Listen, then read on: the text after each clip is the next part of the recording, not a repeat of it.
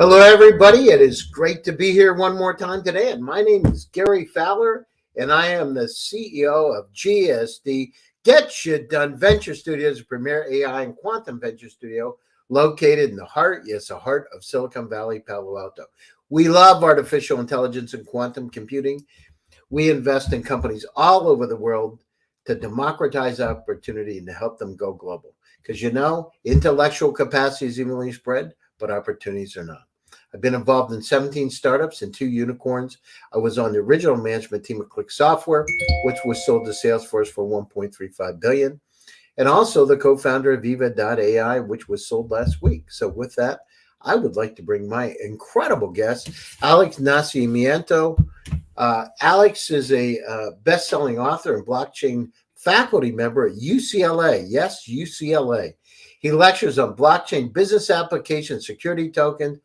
In addition to his role of managing director of 7cc Blockchain Investments, a company focused on supporting and fostering the blockchain industry, Mr. Nascimento wrote the book, The STO Financial Revolution, Uncovering Regulated and Compliant Fundraising via Blockchain.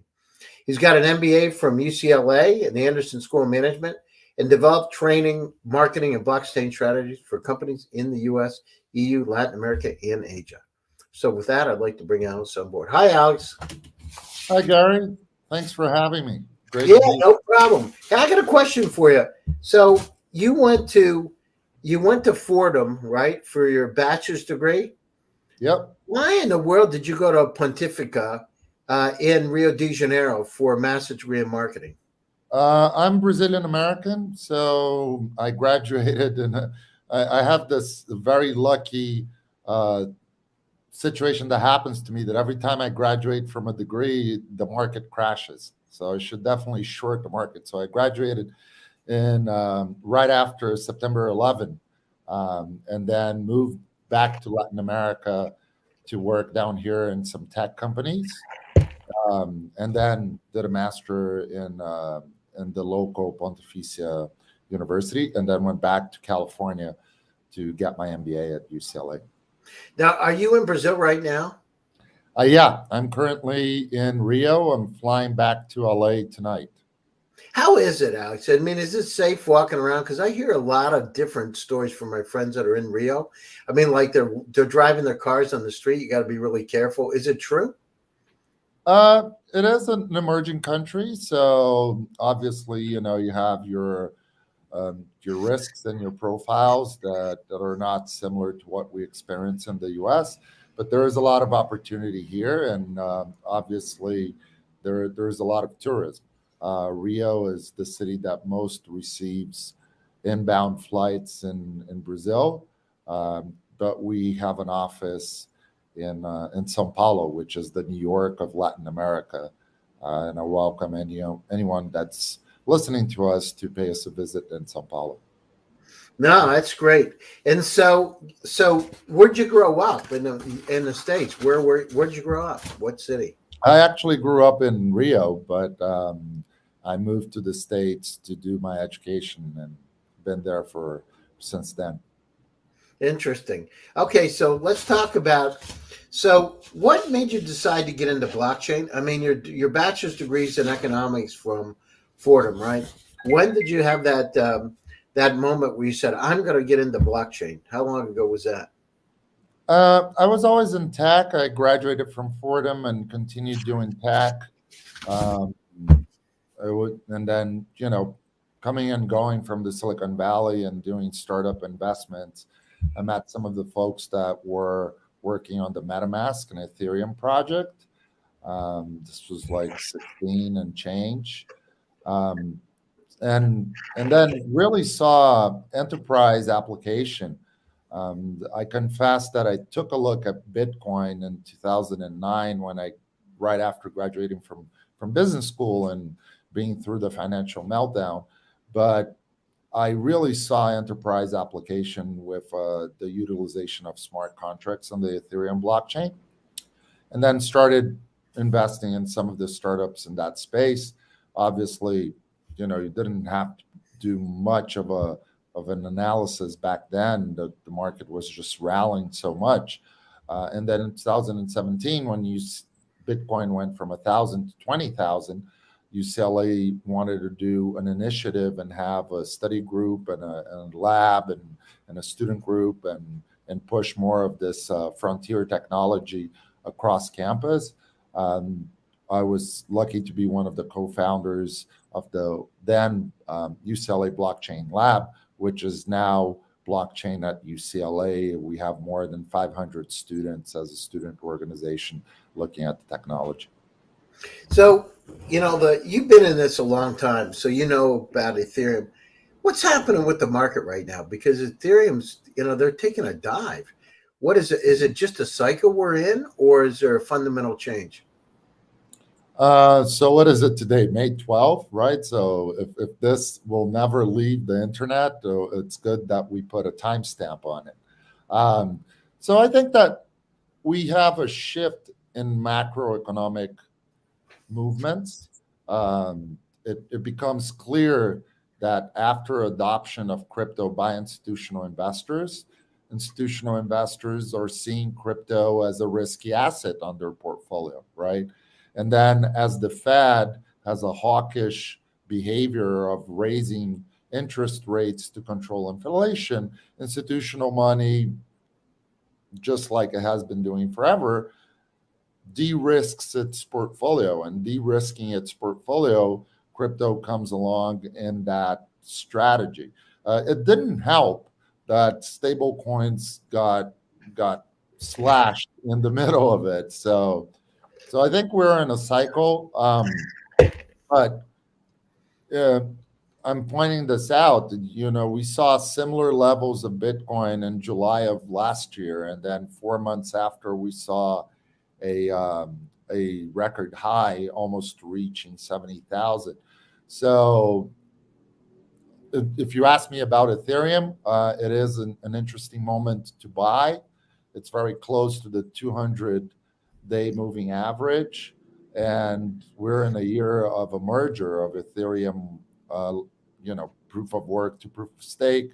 So definitely in a utilization of enterprise-grade solutions on the Ethereum blockchain, which is only going to grow with Ethereum 2.0. So a good opportunity for acquiring that asset if you have liquidity. And what about what do you think with interest rates, with the war and everything else that's happening? Looks like interest rate and inflation, looks like interest rates are going to be up. Is that going to continue to have an impact on the cryptocurrencies? It's challenging to say how cryptocurrencies behave. People look on chain, and I think that on chain data, it's more like past data than future signals of market behavior. Interest rates will likely continue to rise in the short term, which historically or textbook wise will continue to move money into long-term fixed income. So, if everything goes along the textbook, you will continue seeing a de-risking your portfolio, and that process, crypto is one of the assets that is considered risky. But if you think about a macro environment, I think we are in a cycle. And if you believe in decentralization, if you think Bitcoin is an interesting asset, I think it's just a matter of time and a matter of like a quarter or less to see an uptick again. Obviously, like I said, the thing that got me into blockchain, and I saw that this was a frontier tech, was the enterprise application of smart contracts. So I don't see enterprise grade use of smart contracts together with AI, which is your bread and butter, going anywhere, right? It's not like we're going to go back to analog phones or stop using AI and just call it a day and hide behind the rock or underneath the rock until the market rallies again. So, I think that it's a reflection of the Fed and the macroeconomic situation that we're in. I have another. I had a conversation with Purnea, who's the head of the quantum lab at Harvard, and she was on my show. And we talked about quantum, a slow quantum computer is 100 million times faster than the fastest supercomputer, Alex. So by comparison, what does that mean? I like to paint pictures with words. It means that something would take 10,000 years on a supercomputer, takes about 200 seconds on a quantum. We're talking about blockchain being cracked and crypto being cracked between 2020 this year and 2027, right? With these nefarious quantum computers that are out there tied with AI. What do you think in terms of the blockchain? I mean, have we factored that into consideration, and what kind of ways can we make it even more secure than it is today to be able to stay away from some of those heinous, nefarious characters that are out there? It's a very good question. I wouldn't say that this is something, for sure, but it's probably one of the best theses that I've came across regarding the risk of quantum computing and nefarious attacks into blockchains and side chains and different pools of liquidity, right? I think that one of the base factors is there are already some blockchains out there that are evolving into quantum computing proof, or bulletproof against quantum computing hacking. Cardano is one of them that it's trailblazing in that direction. But if you think about all these blockchains, they're all evolving organisms, right? And for the ones that are not very familiar with like soft forks or hard forks, historically, blockchains have had adaptations, which are forks, to make it better. Ethereum had a reverse transaction block after the DAO scandal, right? And if you think about Bitcoin, Bitcoin has a community that could easily adopt a more robust code that could be quantum computing proof. Certainly, they're there. Certainly, those hacks could happen, but I think that it's all more about a community and how the community will evolve from that and adoption of that digital asset than a risky situation against a hack. I think about it this way, right? Economies can get flushed, but an economy is only a reflection of its community, and it will get back into its feet. I really wouldn't see like all the money that has been pouring into Bitcoin just being slashed away, given an attack. No, it's interesting because we're starting to see those, right? We're starting to see some of those nefarious characters come out of the woodwork, and a lot of people don't talk about it, but it started. Another topic. So you're teaching at UCLA and blockchain and marketing strategy. What do the students want to know about today? It's interesting because historically we started the curriculum back in 2017, right? And the interest to the curriculum fluctuates with the market, and I think it's natural.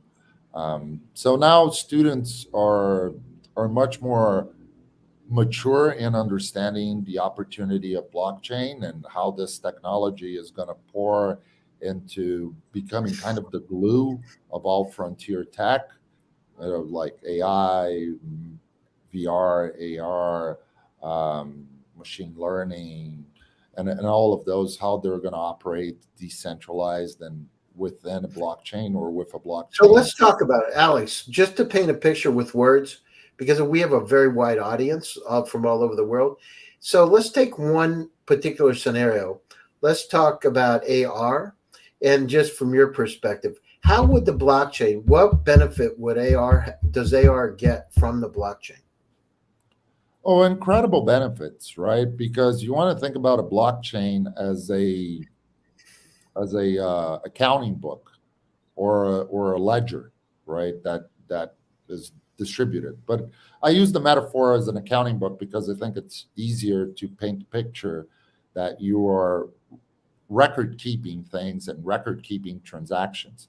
So on AR, we've been seeing incredible use of AR for education, across different industries, across oil and gas, across biotech, across complex surgeries like brain surgery or spine surgery.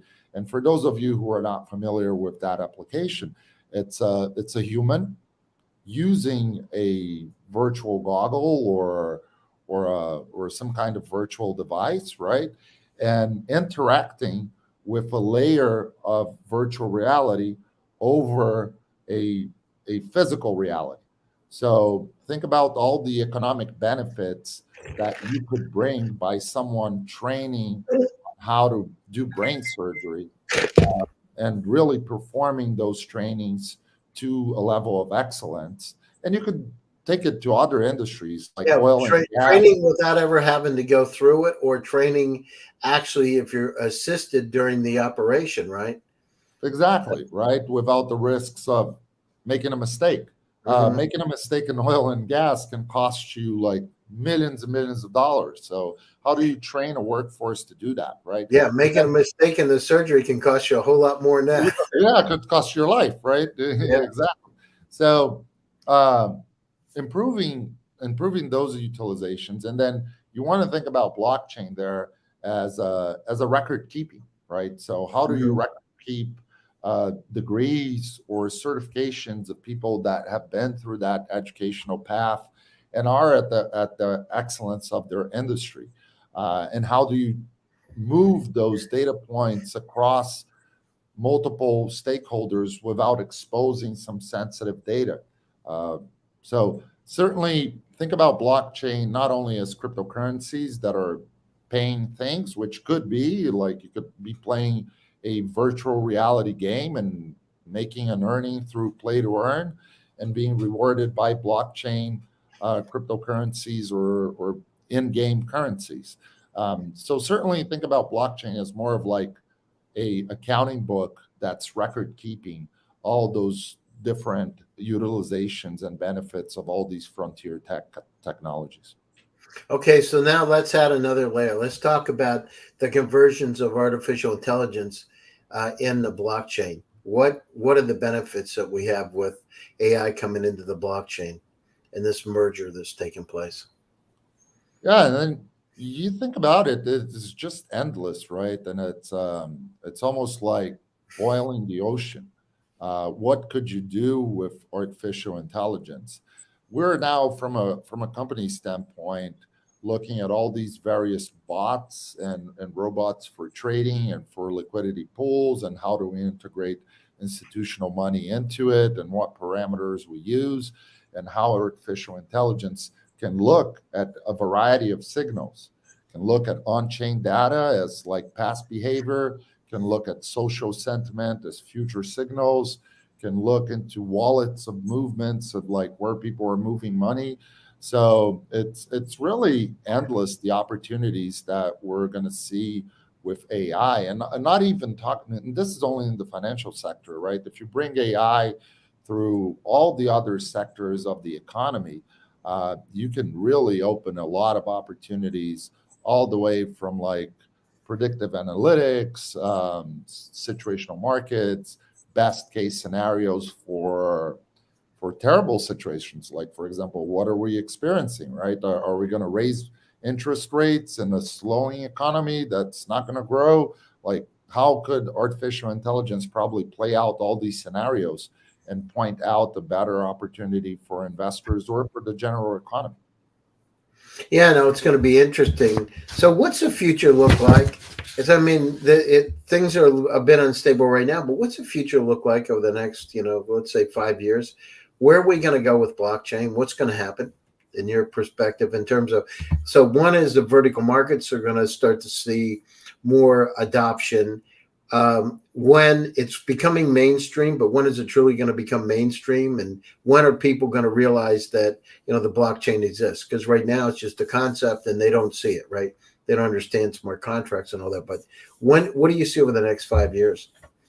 Uh, I think that just like every other tech, right, it's going to become part of your daily life, which you don't even think about, right? Do really people think about when we had analog cell phones, and now what are we doing with 5G, right? It just becomes this natural evolution that people use as an adoption curve and just becomes part of their reality. And I think that that's what we're going to see, where people are probably not going to use the word blockchain anymore, and it's just going to be the technology that makes all the record keeping among all the other frontier tech integration, and how do you operate that. So probably what we're going to see, and this is one of our theses, is a greater adoption of some of the bellwether cryptos like Bitcoin or Ethereum, and obviously continue evolution of what are the next rising ones. But blockchain as a decentralized database is just going to become the status quo. It's interesting too, because I don't know about you, but I mean, we got a whole lot. It's like in the beginning. I happen to. I've been in tech for 37 years, so I've seen a lot of changes. And I remember when the first. I had an Apple II, so I actually was at that time. So I had the first Apple computer, and I didn't have the wood one, but I had the production model of the Apple. And so, I've seen the changes take place, but we're at an incredible pace. I mean, the opportunity, the digital transformation's given us opportunities all over the world. Here we are on StreamYard, which was founded in 2018, Zoom, which was founded a few years ago. Our lives have fundamentally changed. And at the same time, we have issues with security, which blockchain helps. We have issues with contracts. I mean, people know just in real estate, right? You've gone through the real estate process has been a pain in the butt for years. It's a pain to try to get somebody to do the agreements. Now we put on the blockchain, everything changes. If we have smart contracts. So, we're an incredible opportunity in our lives, and we're going to see a lot of incredible changes take place. We need to be vigilant with security issues around us. We need to understand quantum computers a bit more. Most people don't know what a quantum computer is, right? They don't understand it. But now as we start to use it for things like drug discovery during COVID, we start to mix it with AI and supervised AI, be careful what you ask for, right? There's going to be a lot of changes taking place. We talk about empathy and compassion, right? Bringing that into especially with some of the unsupervised AI models we're working on today, to be able to make it so it's more human-like and caring instead of very pragmatic. Because if you have pragmatic and you deal with people like human beings, not good things may happen. Sometimes we don't treat each other the right way, and we've got an incredible planet, and we need to figure out how to use these technologies. I spoke at the United Nations about 4 months ago as technology is a tool for peace. And, I basically said, we need to create opportunities for everybody around the world so that people can take care of their families, to be able to eat right, to be able to help our planet, repair itself a bit. So we don't have the, fundamental climate changes that are forecasted now, so we can make this life a bit better. So it's great that you've been teaching blockchain for 10 years. I mean, that is 11 years. That's a long time. That was right at the beginning. So it's incredible to have you on the show. Tell us a little bit about your book, by the way. So you're best-selling author. Tell us about the book and when was that published? So it was an interesting dynamic because, and just to make it clear, we started teaching blockchain at UCLA around 2017. I've been teaching at UCLA for a little bit over 10 years. So I appreciate in technology and marketing and, ways of using marketing for tech for online marketing and other similar. Okay, I was thinking to myself, man, you are the visionary of the blockchain. Yeah, no, I wish. 10 years, 11 years, and 10 months. I would have been friends with Satoshi Nakamoto. Exactly. That's what I was going to say. No. I was going to say, next, is there something I need to know about? Yeah, exactly, right. No, I think that the book was an interesting dynamic because we started the curriculum as the market was booming, right? And then in 2018, the SEC pronounced itself, saying that most ICOs were unregulated securities. As ICOs were were very native to the industry, we needed, as an institution, as an educator, and obviously as a financial firm that looks at institutional ways of applying capital to blockchain projects, we needed to do this by the books, and we needed to follow the rules that were being set, and that's our bread and butter. So there wasn't really a textbook that was covering that, because it was like pre-July 2019 when the SEC approved the first tokenization of a security.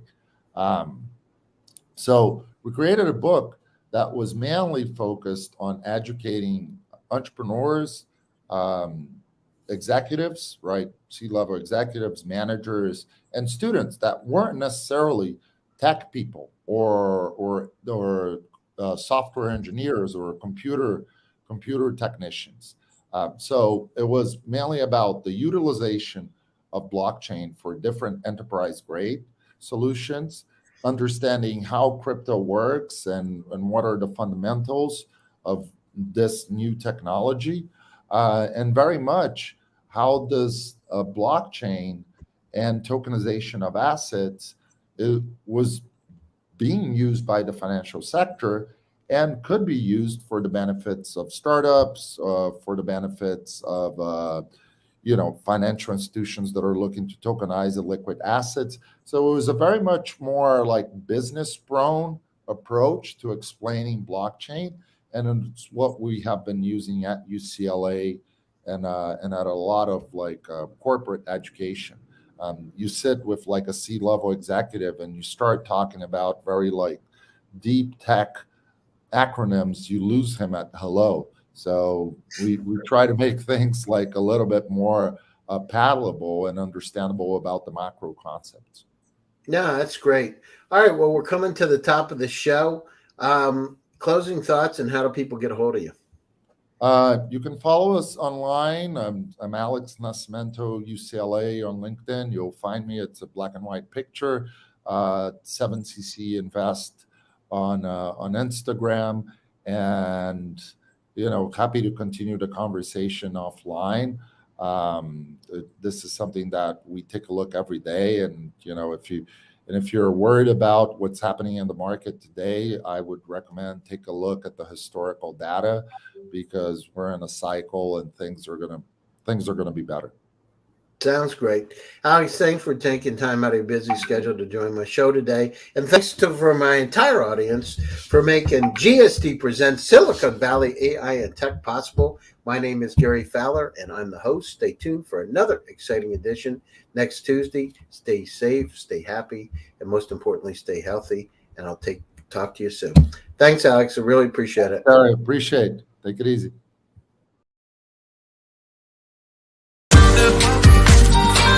Thank you.